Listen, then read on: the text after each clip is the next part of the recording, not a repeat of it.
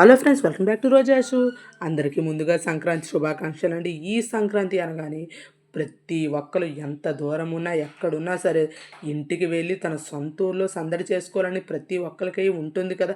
అలాగే మేము కూడా రెడీ అయిపోయామండి. ఇంకెందుకు ఆలస్యమని ఊరినైతే వెళ్తున్నాం.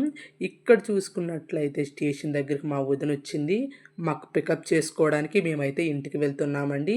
ఆ రోజు నైట్ అయిపోయింది కదా, ఇంకా మేము వాయిస్ ఓవర్ ఇవ్వడానికి నాకు అస్సలు టైం లేదు. సో అమ్మ రెస్ట్ రోజు అయితే నేను వాయిస్ ఓవర్ అయితే ఇస్తున్నానండి నా వీడియోలో. ఇక్కడ చూసుకున్నట్లయితే పిల్లలు చక్కగా టీవీ చూసుకుంటున్నారండి. అలాగే నేనైతే ఇల్లు అయితే ఊడ్చుతున్నానండి. ఎందుకంటారా, మా మమ్మీ అయితే ఏం పని చెప్పదు ఊరెళ్ళాక. కాకపోతే తను ఒక్కటి మాత్రం అనింది, నువ్వేం చేయకపోయినా ఇల్లు అయినా ఊడ్చియమ్మా అని చెప్పింది. సర్లే, తను అంతగా చెప్తుంది మరి ఇంకెందుకు అలా కూర్చున్న బద్ధకంగా అనిపిస్తుంది కదా, నేనైతే ఇల్లునైతే ఊడ్చేసానండి.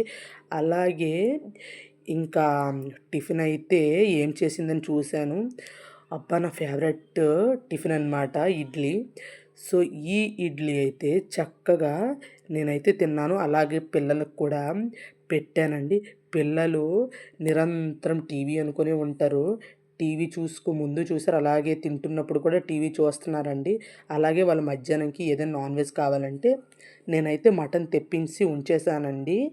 ఇంకా ఎందుకంటే ఈ మటన్ అయితే కొంచెం మటన్ బిర్యానీ చేశాను, అలాగే మటన్ కర్రీ కూడా చేశానండి. ఎందుకంటే మా చిట్టి తల్లి అయితే మటన్ బిర్యానీ తింటుంది. అలాగే మా అన్నయ్య వాళ్ళ బాబు అయితే వాడు మటన్ కర్రీ అయితే తింటాడండి. అలాగని మటన్ కర్రీ ఇలా రెండు రెండు విధాలుగా చేసేసానండి. అలాగే ఇక్కడ చూసుకున్నట్లయితే హరిదాస్ గారు వచ్చారండి. ఈ హరిదాస్ గారికి మేమైతే కూరలు అలాగే బియ్యాన్ని కూడా ఇచ్చి మా పూర్వీకులనైతే వాళ్ళ పేర్లనైతే చదివించేసామండి. వాళ్ళు ఎంతో సంతోషిస్తారని మేము ఆనందిస్తున్నామండి.